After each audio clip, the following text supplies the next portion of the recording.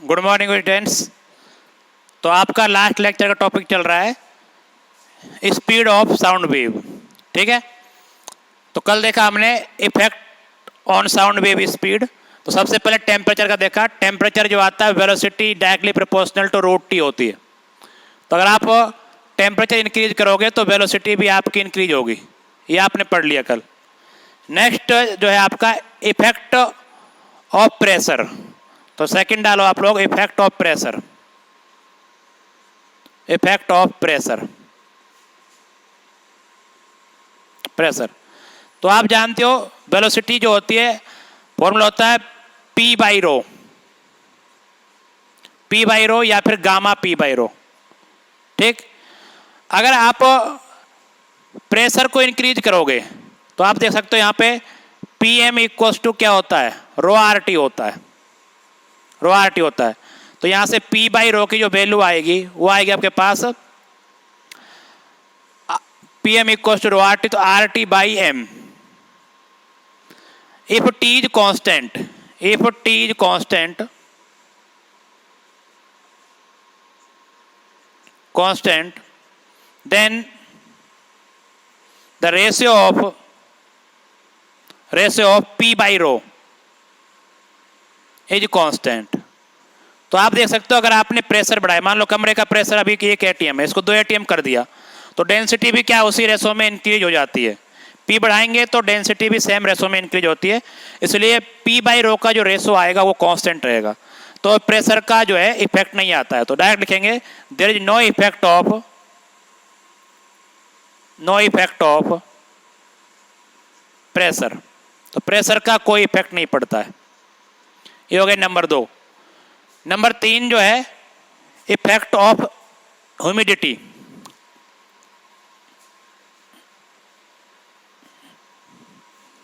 Effect of humidity,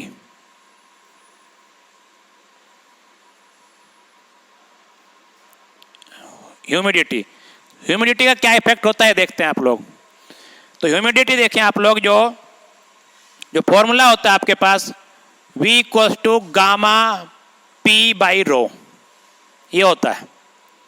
एक तो आपको पता है ह्यूमिडिटी क्या होती है, जो आपके जो एयर में जो वाटर मॉलिक्यूल को मिलाने के बाद क्या हो जाता है, एटमॉस्फेयर जो है ह्यूमिड हो जाता है। तो जो डेंसिटी जो है ह्यूमिड एयर की वो क्या होती है, कम होती है as compare to dry air. तो आप देखेंगे यहाँ पे डेंसिटी ऑफ ह्यूमिड एयर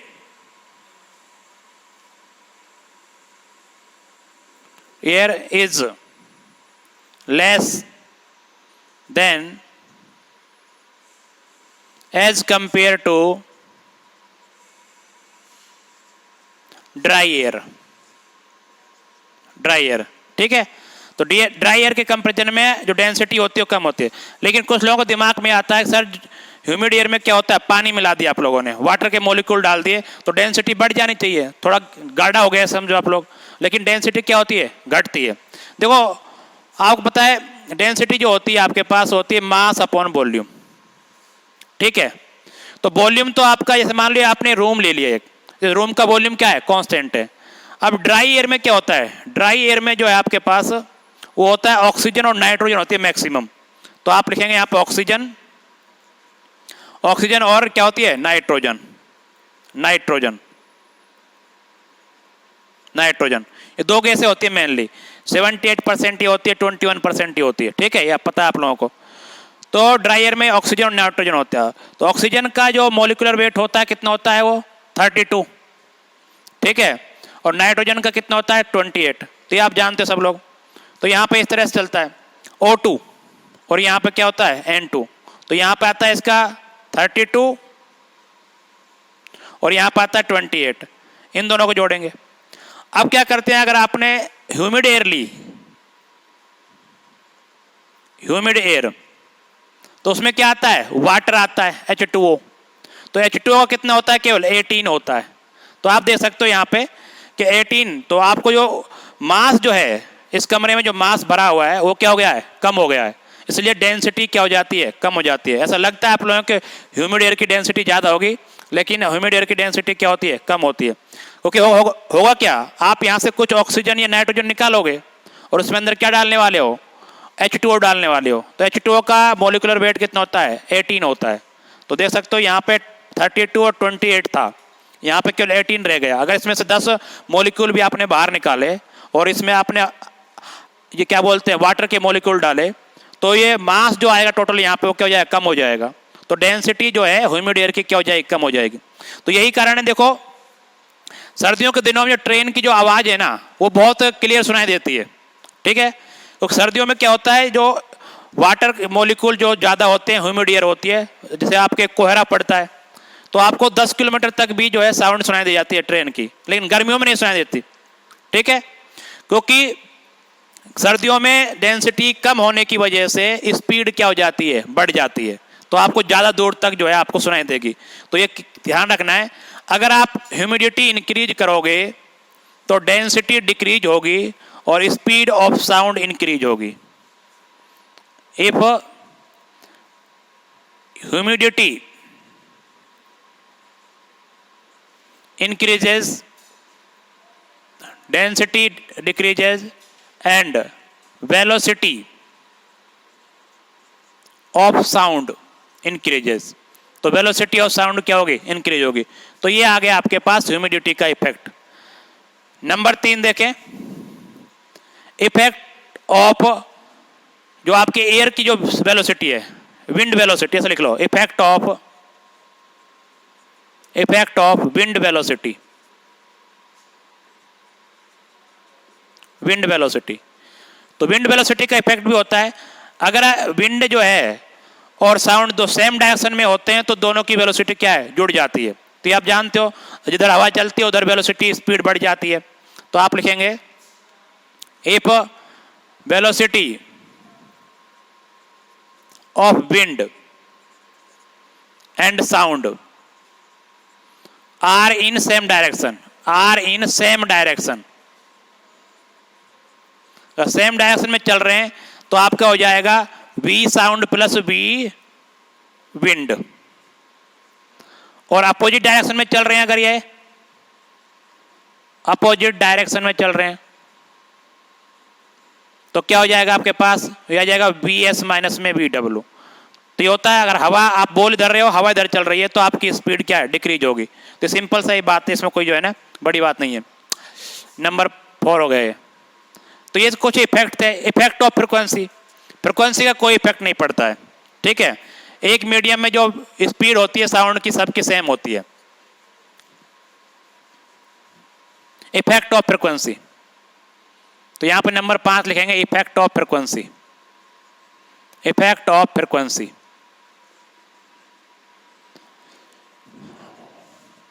तो फ्रिक्वेंसी का कोई इफेक्ट होता है, नो इफेक्ट लिख लो, डायरेक्ट शॉर्टकट में लिख लो, नो इफेक्ट।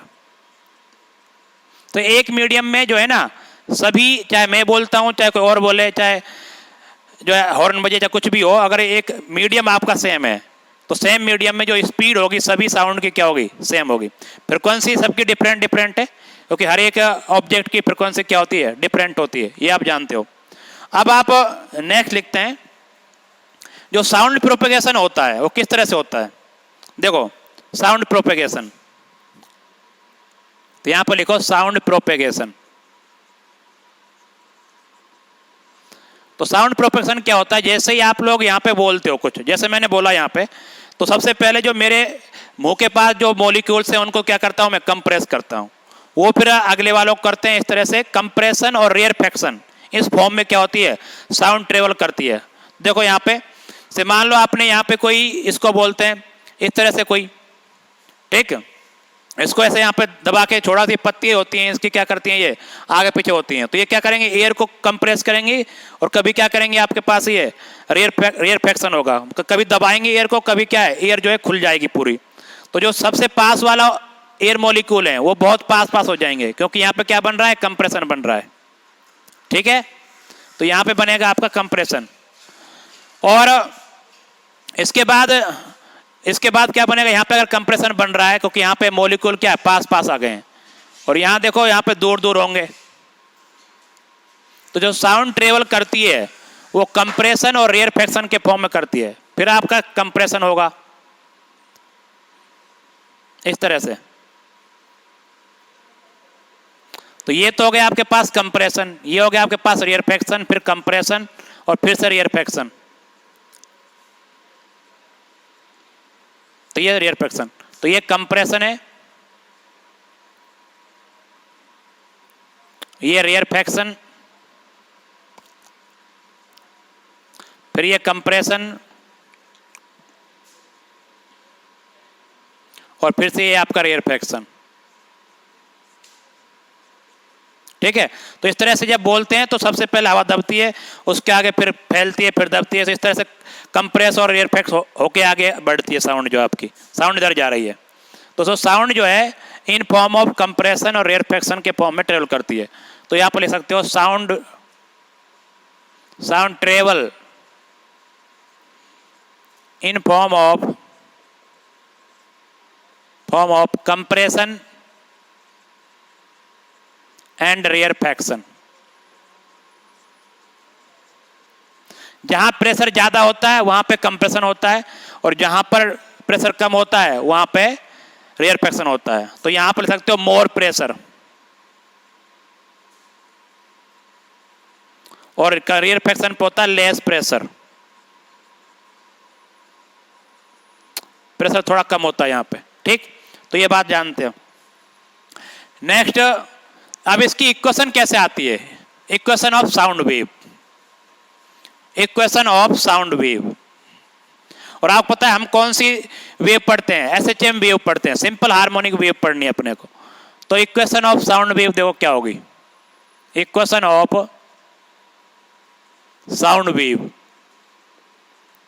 तो मैं मान लेता हूं यहां पे एक मीडियम है, ठीक, इस तरह से ये मीडियम में कुछ, और यहां पे एक पिस्टन लगा हुआ है, पिस्टन, ये पिस्टन है, और इसके अंदर हवा भरी हुई है। ये पिस्टन क्या कर रहा है? एसएचएम कर रहा है आगे पीछे, इस तरह से। तो ये इसको क्या बोलते हैं? फॉर्क बोला जाता है, फॉर्क। ठीक, तो इस तरह से यूं, ये भी ऐसे, ये भी जो इसकी जो पत्तियां होती है क्या करती हैं? वाइब्रेट करती हैं ऐसे आगे पीछे, तो ये भी कंप्रेशन रेयरफैक्शन करती हैं। और यहाँ पे जो पिस्टन है ये भी क्या है? आगे पीछे यूं चल रहा है। अगर यूं चल रहा है तो इसकी एक एसएचएम कर रहा है, तो इसकी इक्वेशन होती है S equals to S naught sine omega T plus phi, ये होती है। तो ये आपका पिस्टन है, ये सोर्स है ना। इक्वेशन ऑफ सोर्स आपको दी हुई है। इक्वेशन ऑफ वेव क्या होती है? इक्वेशन ऑफ वेव होती है कि किसी x डिस्टेंस पर आपको पार्टिकल का डिस्प्लेसमेंट क्या होगा। तो अगर यहां से कोई पार्टिकल लें x डिस्टेंस पर, ठीक है, ये इसकी मीन पोजीशन है, ये क्या आपकी मीन पोजीशन है यहां पे। तो इसका जो डिस्प्लेसमेंट मान लो यहां पे हुआ, तो ये डिस्प्लेसमेंट कितना होगा इसका? तो इसको बोलते हैं x t। ये x और t का जो फंक्शन बनेगा, तो आपको क्या करते हैं उसके लिए s x t करते हैं। तो आपको पता है t को रिप्लेस किया जाता है t minus x by b से, t is replaced by t minus x by b से। तो ये इक्वेशन जो बन जाएगी इसकी x t क्या बनेगी बताओ? तो जो सोर्स की इक्वेशन होती है उसको रिप्लेस करो t minus x by b, बाकी फंडा वही रहेगा जो आपने पहले पढ़ा हुआ है कि t को रिप्लेस किया जाता है। तो यहां लिखेंगे साइन ओमेगा, इसको रिप्लेस करो t minus x by b से और प्लस फाई लिख दो यहाँ पे। तो कुल मिला क्या बन जाएगा? ये S naught sine omega T minus omega by b into x plus phi. वही ओमेगा बाई बी क्या होता है आपके पास? के होता है। तो इसकी इक्वेशन बन जाएगी S naught sine omega T minus के एक्स प्लस फाई, ये वाली इक्वेशन बन जाएगी। साइन ओमेगा टी माइनस के एक्स प्लस फाई, ये वाली इक्वेशन बन जाएगी। तो ये आ गई आपके पास साउंड वेव की इक्वेशन। लगभग वही हो जैसे किस तरह की होती है आपकी स्ट्रिंग वेव की थी, सेम इक्वेशन है, केवल S फॉर साउंड यूज किया है। S नॉट मतलब यहाँ पे पिस्टन का क्या एम्पलीट्यूड होगा, है ना, A यूज नहीं कर सकते यहाँ पे। अब देखो ये जो S है ना, ये डिस्प्लेसमेंट है कहाँ से? इस X से मीन पोजीशन से। तो आपसे पूछा जाए तो ये कहाँ से डिस्प्लेसमेंट है? ये वाला डिस्प्लेसमेंट है, ये पार्टिकल आगे पीछे कर रही हूँ, तो यहाँ पे ये जो है मीन पोजीशन X से डिस्प्लेसमेंट है। तो ये displacement from mean position, displacement from mean position. Okay, आपको पता है जो आप वाई लिखते थे, जब आपने ये वेव पढ़ी, लॉन्ग ट्रांसवर्स वेव पढ़ी, तो आप बार बार वाई लिख रहे थे इसको, वाई एक्स कॉमा टी। तो वाई क्या चीज था, इस मीन पोजीशन से डिस्प्लेसमेंट था ना। सिमिलर वे में यहां पे इसकी मीन पोजीशन यहां पे है, तो इसका डिस्प्लेसमेंट है कहां से, मीन पोजीशन से। अगर आपको पूछे कि इस पिस्टन से कितनी दूरी पर होगा पार्टिकल, तो क्या करना पड़ेगा, एक्स तो ये है और एक्स टी ये है, तो पिस्टन से डिस्टेंस आएगी आपके पास X plus X X T. तो ये भी लिख सकते हो, ये भी आप लिख लो चाहो तो, डिस्टेंस फ्रॉम पिस्टन या सोर्स, डिस्टेंस फ्रॉम पिस्टन। तो पिस्टन से कितनी बनेगी आपके पास, या सोर्स से कितनी बनेगी, तो ये आप क्या जाएगी यहां पे x plus x comma T, ये आ जाएगी। तो ये डिस्टेंस आपकी पूरी आ जाएगी। ये जो डिस्टेंस है मीन पोजीशन से डिस्टेंस है, डिस्टेंस फ्रॉम मीन पोजीशन या डिस्प्लेसमेंट फ्रॉम मीन पोजीशन। ठीक, इसको आपको जो डिस्प्लेसमेंट वेव भी बोलते हैं, तो डिस्प्लेसमेंट वेव भी बोला जाता है। इसका नाम क्या है, डिस्प्लेसमेंट वेव ऑफ साउंड। तो ये आपका क्या हो गई, डिस्प्लेसमेंट वेव हो गई, नाम है इसका डिस्प्लेसमेंट वेव, वेव। ठीक, अब क्या होता है, साउंड में डिस्प्लेसमेंट का इतना रोल नहीं है। साउंड में जो है आप बोलोगे तो क्या होगा, प्रेशर का वेरिएशन होता है, इसलिए प्रेशर वेव ज्यादा इंपॉर्टेंट होती है। तो आप लिखें यहां पे प्रेशर वेव। तो प्रेशर वेव कैसे निकालेंगे, देखो यहां पे प्रेशर वेव, प्रेशर वेव। तो इसका पूरा प्रूफ होता है, वो अभी नहीं करा रहा हूं मैं।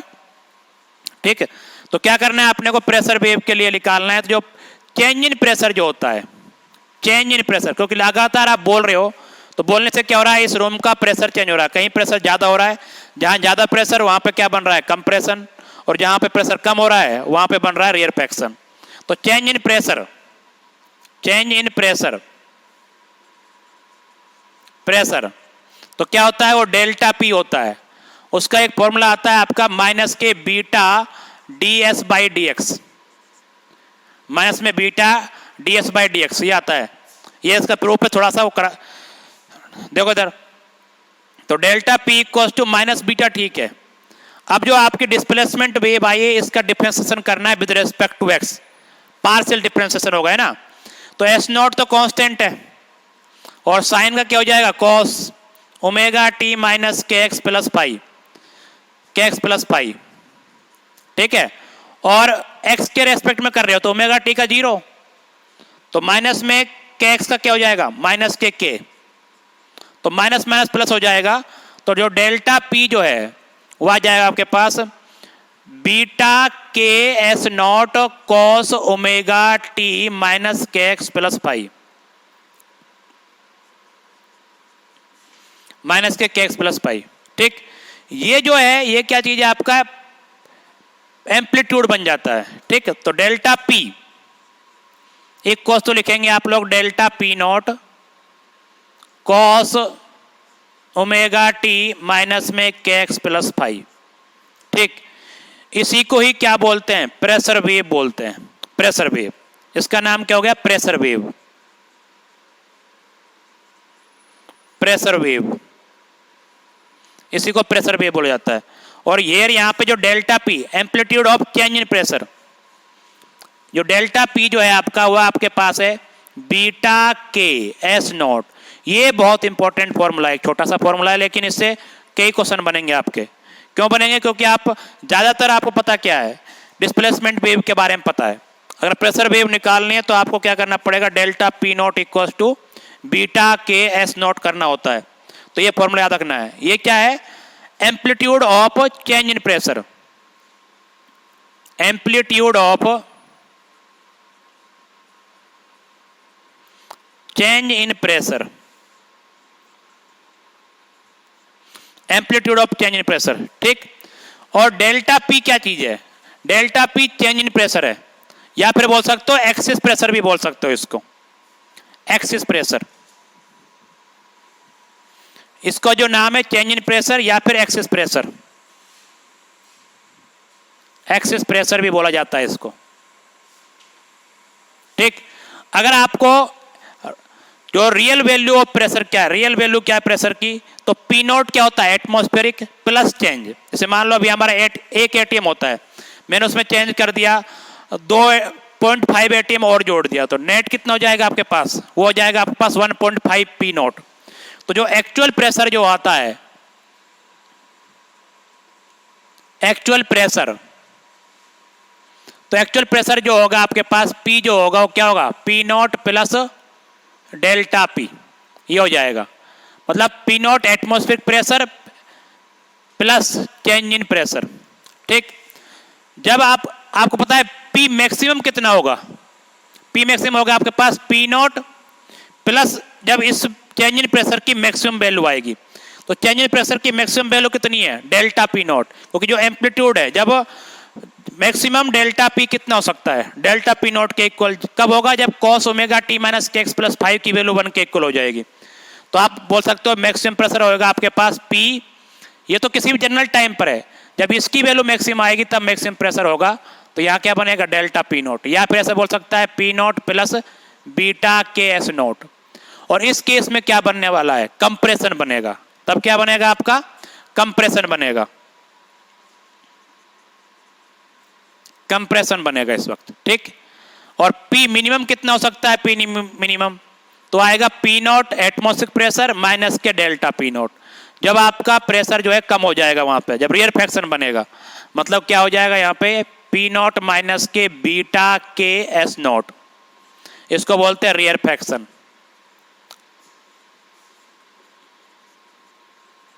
रियरफैक्शन जब बनेगा, तो ये आप कुछ बातें ये ध्यान रखनी है अपने को, मेनली तो इसमें इंटरेस्ट है भाई आपका कि डेल्टा पी इक्वल टू क्या होता है, beta k S not cos omega T minus के एक्स प्लस 5। दूसरी इंपॉर्टेंट बात और देखो यहाँ पे, जो डिस्प्लेसमेंट वेव थी हमारे पास, डिस्प्लेसमेंट वेव, वो क्या थी डिस्प्लेसमेंट वेव, तो डिस्प्लेसमेंट वेव थी हमारे पास X S comma T equal to S nought sine omega T minus के एक्स प्लस 5। और प्रेशर वेव जो थी, प्रेशर वेव अभी लिखी आप लोगों ने, वो आती है आपके पास delta P equal to delta P nought, और कॉस आया था यहाँ पे ओमेगा टी माइनस के एक्स प्लस 5।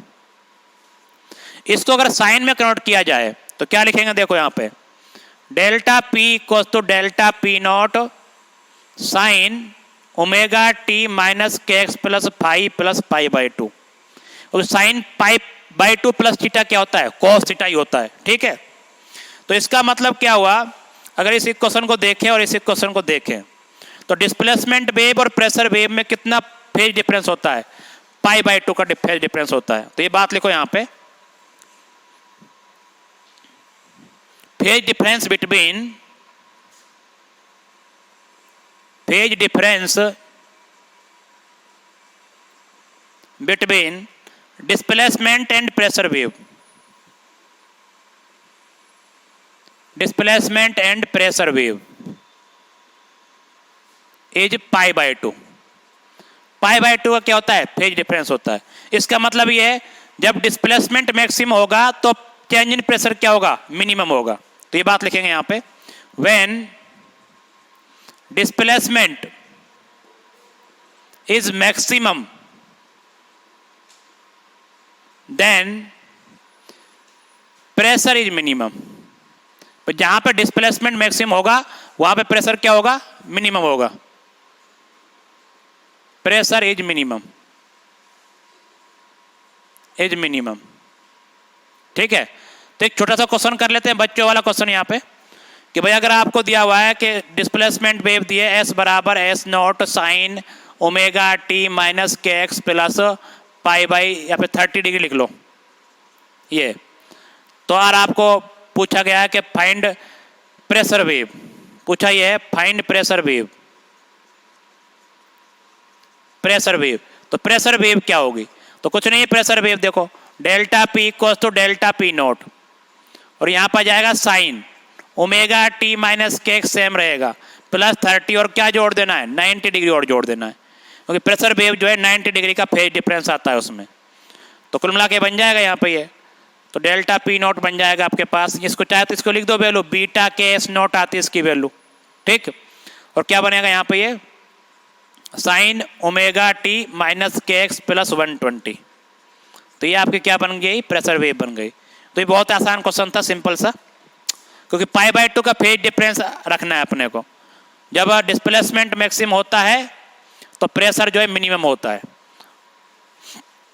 जब डिस्प्लेसमेंट मैक्सिमम होता है तो प्रेशर क्या होता है, मिनिमम होता है। ये आ जाएगा आपके पास beta k S nought sine omega T minus के एक्स प्लस 120 डिग्री। नेक्स्ट देखो यहाँ पे एक डेंसिटी वेव भी होती है, हालांकि उसका ज़्यादा यूज नहीं होता, केवल प्रेशर वेव का ज़्यादा यूज होता है इसमें। तो डेंसिटी वेव देखो क्या होती है, डेंसिटी डायरेक्ट लिखूंगा इसको मैं, डेंसिटी वेव। तो चेंज इन डेंसिटी क्या होता है, formula rho equals to delta rho naught, और यहाँ पे आ जाएगा आपके पास यहाँ पे कॉस ओमेगा टी माइनस में के एक्स प्लस पाई, ठीक है। और यहाँ लिख देना डेल्टा रो नॉट जो है यहाँ पे क्या है, वो आपका आ जाएगा रो के एस नॉट। रो क्या चीज़ है, डेंसिटी ऑफ मीडियम। तो ये एक बन जाता है, क्योंकि जब प्रेशर ज़्यादा होता है तो डेंसिटी भी ज़्यादा होती है। प्रेशर ज़्यादा होने का मतलब क्या, आपने मॉलिक्यूल्स को कंप्रेस कर दिया है, तो कंप्रेस करेंगे तो मॉलिक्यूल पास पास आ जाएंगे, तो डेंसिटी क्या होगी, इंक्रीज हो जाएगी। तो वही बात, जो प्रेशर का वेरिएशन आएगा वैसे ही क्या होता है, डेंसिटी का वेरिएशन होता है, लेकिन ये कोई ज़्यादा अपना इम्पोर्टेंट नहीं है। नेक्स्ट बात करते हैं इंटेंसिटी की, कि इंटेंसिटी किस तरह से चेंज होती है इसमें। तो इंटेंसिटी देखो क्या आएगी, इंटेंसिटी आई। तो इसको आप निकालेंगे कैसे, डायरेक्ट फॉर्मूला याद रख लो चाहो। देखो आप जानते हो कि स्ट्रिंग वेव में हमने जो इंटेंसिटी निकाली थी 2 पाई स्क्वायर एफ स्क्वायर, ठीक है, 2 पाई स्क्वायर एफ स्क्वायर और ए स्क्वायर रो बी, ए स्क्वायर रो बी, या फिर 2 पाई को मल्टीप्लाई कर दें तो ये आ जाएगा 1/2, इसके बाद ए स्क्वायर ओमेगा स्क्वायर और रो बी, ये बन जाएगा यहाँ पे, ये आया था। लेकिन यहाँ पे एक ही जगह क्या यूज करना है, एस नॉट। हेयर एक क्या करना है आपको, एस नॉट से करना है। तो यहाँ पे आपका बन जाएगा आपके पास I equals to 1/2 S nought square omega square rho B, ठीक। तो ये एस नॉट बन जाएगा आपके पास, आप जानते हो इसकी कोई बड़ी बात नहीं है। हाँ भाई, इसके बाद हम जानते हैं चूंकि जो एस नॉट है वो क्या आप जानते हो, जो डेल्टा पी नॉट होता है वो होता है बीटा के एस नॉट। जब इन सबको पुट कर दोगे तो आप डायरेक्ट फॉर्मूला याद रखो, क्या फॉर्मूला निकल के आता है आपके पास, फॉर्मूला निकल के आता है आपके पास ये कि आई जो होता है वो delta P nought square B/2 beta, ये निकल के आता है। तो जो डेंसिटी होती है साउंड वेव की क्या होती है, delta P nought square B/2 beta. और डेल्टा पी नॉट तो आप जानते हो वेयर, डेल्टा पी नॉट आएगा आपके पास कितना, बीटा के एस नॉट, ये निकल के आता है। अगर आप इसमें बीटा की वैल्यू और पुट कर दो, हम जानते हैं चूंकि जो आपके पास क्या बोलते हैं उसको, वेलोसिटी ऑफ वेव होती है, वो क्या होती है, बीटा/रो होती है, ठीक। तो यहां से अगर आप बीटा की वैल्यू पुट कर दें तो बीटा आ जाएगा आपके पास रो बी स्क्वायर, इसको पुट कर दो चलो यहाँ पे।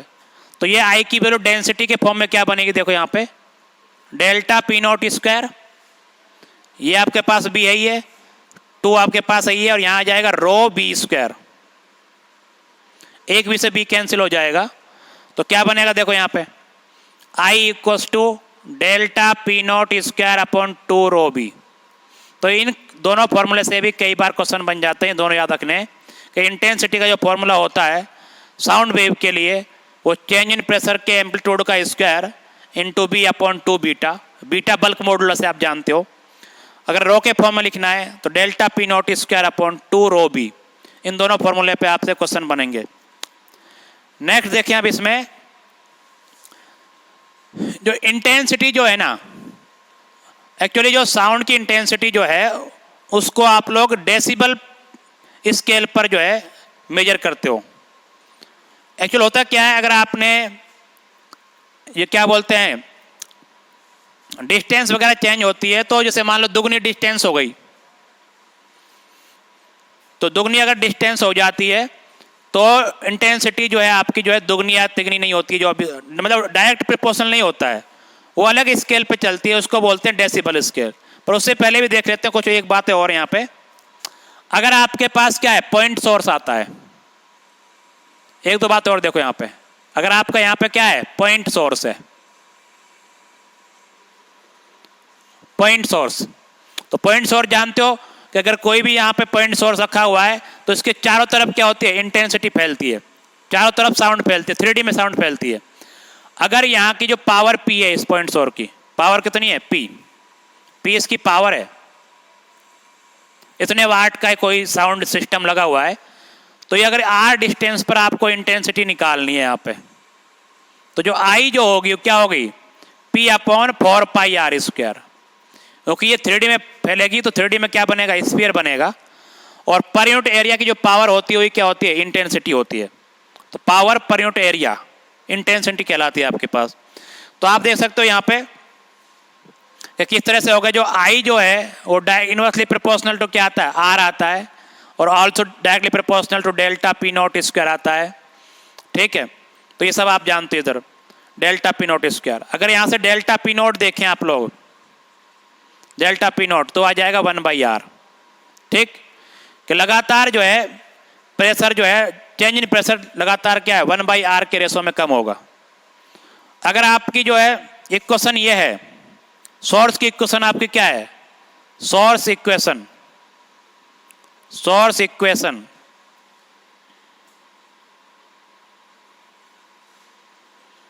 या फिर डेल्टा P डायरेक्टली प्रोपोर्शनल क्या हो जाएगा S0 का स्क्वायर, तो यहां से भी आता है S0 जो 1/R आ जाएगा। सोर्स इक्वेशन आपकी है S = S0 sin ω/t + φ। तो equation of sound at distance R क्या होगी, इक्वेशन ऑफ डिस्प्लेसमेंट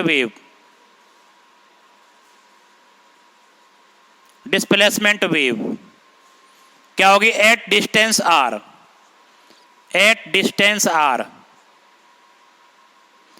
इन सब के क्वेश्चन आपको बहुत कम मिलेंगे सीट में। क्वेश्चन जो आता है साउंड वेव से जो आएगा 100% जो आता है हर साल आता है, वो आता है डॉपलर इफेक्ट से, इससे नहीं आता, पर फिर भी पढ़ाना पड़ता है हमको ये। तो equation of displacement wave at distance R, तो R डिस्टेंस पर जो आपका जो क्या बोलते हैं एम्पलीट्यूड होगा कितना हो जाएगा 1/R गुना कम हो जाएगा। तो क्या करेंगे आप लोग यहाँ पे S = S0/R sin ω/t minus में kx + φ, ये बात लिखी जाएगी, ठीक। तो क्योंकि लगातार डिस्टेंस चेंज करने पर, क्योंकि रस्सी में जो है सभी पार्टिकल का एम्पलीट्यूड सेम रहा था, क्योंकि रस्सी में क्या है कि जो एनर्जी जो फ्लो होता है केवल एक डायरेक्शन में फ्लो होता है, इधर उधर नहीं जाती, लेकिन यहाँ पे जो एनर्जी जो है चारों डायरेक्शन में क्या है फ्लो हो रही है, सभी डायरेक्शंस में। तो इस एक पर्टिकुलर डायरेक्शन में जो एनर्जी हो पूरी नहीं पहुंच रही होगी, तो पूरी एनर्जी नहीं पहुंचेगी तो फिर एम्पलीट्यूड भी क्या है थोड़ा कम हो जाएगा। तो यहाँ देख सकते हो यहाँ पे इस तरह से इसकी क्वेश्चन बनती है अगर आपका पॉइंट सोर्स होता है। दूसरा वही बात फिर से, अगर आपकी लीनियर सोर्स है ना, लीनियर सोर्स जैसे ट्यूबलाइट वगैरह जो है, अगर आपका यहाँ पे लीनियर सोर्स बना हुआ है, लीनियर सोर्स, तो इसके चारों ओर जो साउंड फैलेगी वो किससे सिलेंडर्स के फॉर्म में फैलेगी, तो चारों क्या बनेगा इसका सिलेंडर बन जाएगा, एक सिलेंडर। अगर इसकी लंबाई L मान ली जाए और इसकी रेडियस R मान ली जाए और इस सोर्स की पावर P है, तो इंटेंसिटी एट सरफेस कितनी होगी, I इक्वल्स होगी P/ सरफेस एरिया। एरिया क्या होता है 2πRL, ठीक। तो यहां से देख सकते हो I is inversely proportional to 1/R, directly proportional to delta P0², directly proportional to S²। तो यहां से डेल्टा P0 क्या बन जाएगा 1/R का रूट, और डेल्टा S0 भी क्या बन जाएगा 1/√R के प्रोपोर्शनल बन जाएगा। तो अगर देखें यहाँ पे अगर इक्वेशन लिखी जाए तो स्पीड की लिखी जाएगी, क्या लिखेंगे S0/√R लिखेंगे इसके लिए, और साइन ओमेगा टी माइनस के एक्स प्लस फाइव, वो तो सेम है, केवल एम्पलीट्यूड जो है 1/√r के हिसाब से चेंज होगा।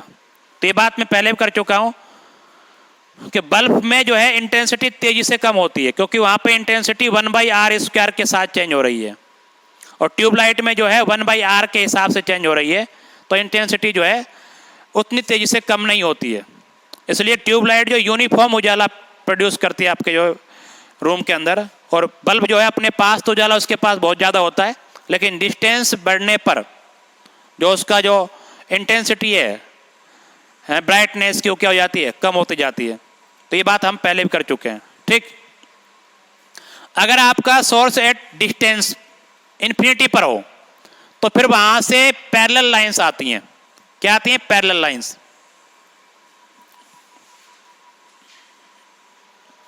अगला है यहां पे number 3, if source at infinity. ठीक है, अगर इन्फिनिटी पे सोर्स हो, मतलब बहुत दूर रखा हुआ है, तो वहां से क्या आएंगी? पैरेलल लाइंस आएंगी। तो फिर आपकी जो वेव बन के आएगी तो ऐसे बन के आएगी, इस तरह से आएंगी चल के नहीं। तो यहाँ पे एरिया जो होगा, यहाँ पे हर बार सेम एरिया क्रॉस करेंगी है, तो इंटेंसिटी क्या होगी? हर जगह सेम आएगी। तो कुछ एरिया ऐसा बन जाएगा यहाँ पे भी यही एरिया बन जाएगा।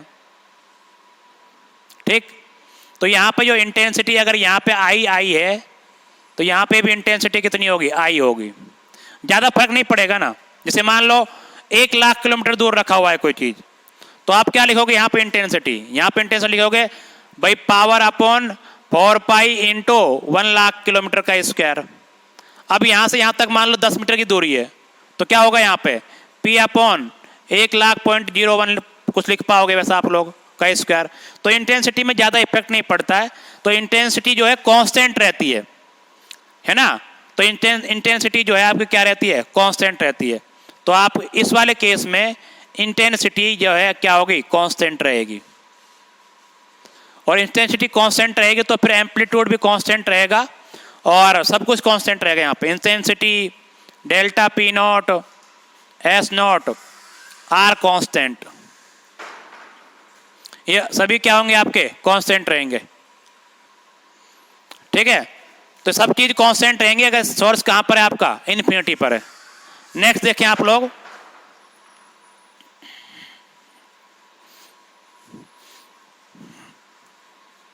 जो साउंड की इंटेंसिटी है वो आप डेसिबल स्केल पे मेजर करते हो, तो आप लिखें intensity at decibel scale. Next topic से क्वेश्चन बन सकता है, इंटेंसिटी एट डेसिबल स्केल।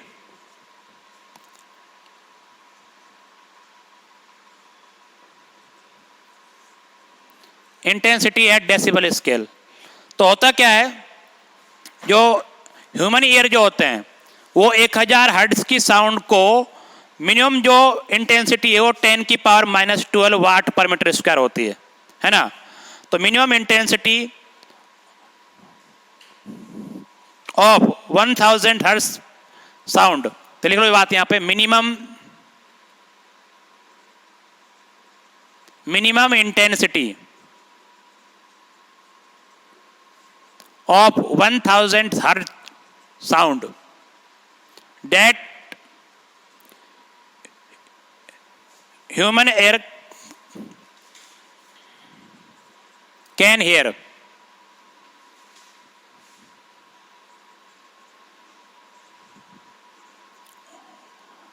ये होती है आपके पास यहाँ पे 10⁻⁻12 वाट पर मीटर स्क्वायर। और इसी को क्या बोलते हैं? थ्रेशोल्ड इंटेंसिटी बोलते हैं। क्या बोलते हैं? Threshold, threshold intensity. Threshold intensity बोल जाता है। तो मिनिमम इंटेंसिटी कितनी हो सकती है जिसको आप आदमी सुन सकता है? वो है 10⁻⁻12 वाट पर मीटर स्क्वायर होती है। ठीक, और मैक्सिमम इंटेंसिटी कितनी हो सकती है? वो होती है 1 वाट पर मीटर स्क्वायर। ठीक है, तो कंटिन्यूअस हियरिंग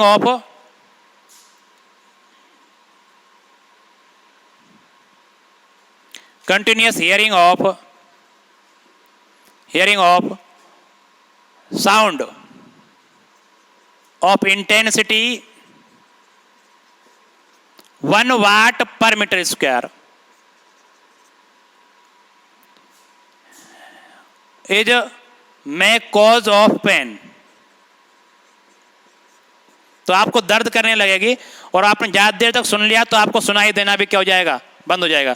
तो मैक्सिमम जो है अपर लिमिट कितनी है इसकी, वो आपकी 1 वाट पर मीटर स्क्वायर है। तो हमारे कान जो है मैक्सिमम कितनी इंटेंसिटी के सुन सकते हैं, 1 वाट पर मीटर स्क्वायर के सुन सकते हैं, ठीक है। तो 1 वाट पर, तो यहाँ पे इसको चाहे अपर लिमिट बोल सकते हो चाहो तो अपर लिमिट, अपर लिमिट है आपकी कितनी हो जाएगी यहां से ये 1 वाट पर मीटर स्क्वायर। तो इतनी इंटेंसिटी की जो आप लगातार सुनेंगे तो आपको क्या हो जाएगा, बहरापन जो है आ सकता है आपके अंदर, ठीक है, और डैमेज हो सकते हैं आपके ईयर जो है। तो जो डेसिबल पे जो इंटेंसिटी होती है वो 10 बेस पे लॉग होता है, उसकी डेसिबल इंटेंसिटी होती है। तो intensity at decibel scale, intensity at decibel scale, decibel scale उसको लिखा जाता है डीबी से शो करते हैं, है ना, बीटा। तो आता है आपके पास यहां पे आता है 10 log 10, बेस भी कितना है 10 ही होता है, I upon I nought, I upon I nought, ठीक है। तो यहां पे आई नोट जो है वो आपकी है 10 की पावर -12 वाट पर मीटर स्क्वायर, 12 वाट पर मीटर स्क्वायर, ठीक। तो आई अपॉन आई नॉट जो है ये आ जाएगा आपके पास 12 वाट पर मीटर स्क्वायर, ठीक। अब यहां पे देखें आई नॉट की वैल्यू आ जाएगी, तो पहले आप ये नोट कीजिए। तो यहां पे अगर आपको इंटेंसिटी निकालनी है कि भाई कितनी इंटेंसिटी आप सुन सकते हो, तो ये आपके जो है ये जो फॉर्मूला है ये क्या डेसिबल में नापने के लिए, तो बीटा इक्वल टू 10 log होता है, यहाँ पर 10 मल्टीप्लाई में लगना है और log 10 बेस पे आपको I upon I nought, I nought आपकी ये क्या बोलते हैं इसको, लोअर लिमिट जिसे बोलते हैं। तो मैक्सिमम इंटेंसिटी एट डेसिबल जिसको आप ह्यूमन ईयर सुन सकता है कितनी होती है, वो देखो यहाँ पे ये क्वेश्चन बन जाएगा छोटा सा, यहाँ पे ये फॉर्मूला तो आपको याद रखना है, ये इंपॉर्टेंट फॉर्मूला है। तो maximum intensity in decibel, question लिख लो यहां पे, maximum intensity in decibel, decibel that human ear can hear,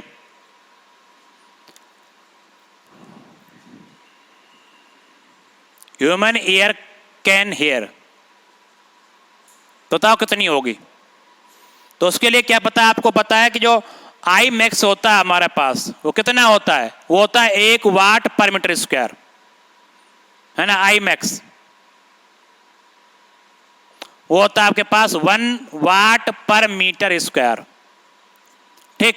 और आई नोट की वैल्यू कितनी होती है, ये होती है आपके 10 की पावर -12 वाट पर मीटर स्क्वायर। तो आपको बीटा निकालना डेसिबल, मतलब इसकी यूनिट क्या बनेगी डेसिबल, तो आपको डीबी लिखा मिलेगा ज्यादातर यहाँ पे, इसकी यूनिट जो है इसके पीछे डीबी लिखा मिलेगा डेसिबल। तो बीटा की वैल्यू निकालनी है अपने को, तो 10 log 10, आई की वैल्यू 1 और इसकी वैल्यू कितनी है 10 की पावर -12, तो ऊपर जाएगा तो ये 10 की पावर 12 हो जाएगा। तो बीटा इक्वल्स टू 10 log 10 और 10 की पावर 12, तो कुल मिला के बीटा आ जाएगा आपके पास 120 डेसिबल। तो maximum intensity in decibel that human ear can hear is 120 decibel. तो 120 डेसिबल से ज़्यादा आप लोग नहीं सुन पा सकते डेसिबल स्केल पर अगर काम करना चाहते हो। अब देखो यहाँ क्वेश्चन कैसे बनता है डेसिबल स्केल में, एक दो क्वेश्चन करा देता हूँ मैं यहाँ पे। क्या बोलता है यहाँ पे कि एक आदमी है,